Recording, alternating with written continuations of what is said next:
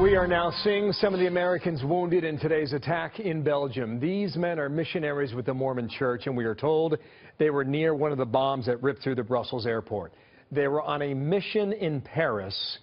A former Oakland University basketball player out of Brazil was among the injured as well. His dad telling CBS News he was bleeding on the airport floor for an hour and that he'd lost a lot of blood. We do not know the name of the U.S. military member wounded in the attacks, along with 5 family members. Pentagon sources indicate some of them are in critical condition. Want to bring in Jake Wallace-Simons, associate editor for DailyMail.com, who is outside of the apartment of one of the terrorists now. And Jake, what do you have for us there? Well, a lot of the speculation surrounds the role of Saleh Abdeslam in all of this. He was the alleged mastermind of the Paris bombing, who was arrested just a few days ago, just a few hundred meters from where I am right now. Now, there's a lot of speculation about him because it seems as if the attacks today are in some way linked to his arrest. Initially, earlier in the day, people thought that perhaps the people who carried out these attacks were worried that once Saleh was being questioned by police, he might give away the details of their attack.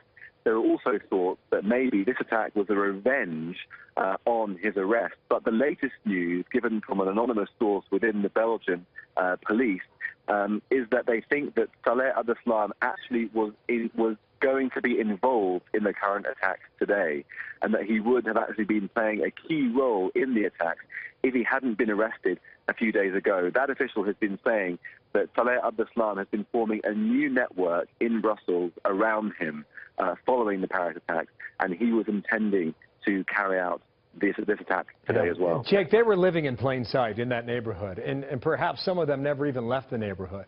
How is that possible when you know there's been a manhunt throughout the continent, and especially concentrated in that very area for the past 4 months plus? Well, it's absolutely astonishing. I mean, right outside where I'm parked up now in the car is the apartment where Saleh Abdeslam lived. His brother was in there today. I had a very quick conversation with him. A few doors down is the house of where another terrorist accomplice who allegedly drove Saleh Abdeslam to Paris to carry out the attack lived. He's now on the run.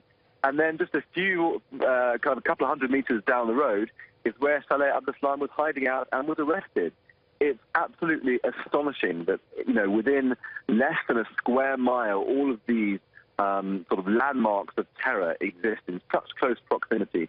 When I spoke to Saleh Abdeslam's brother earlier today, he said, and I quote, "I can't tell you if he was involved, because if I told you I knew, I'd be in very big trouble right now." So there's a sense that, all of this was happening right here in close proximity, and nobody is talking. That's his brother?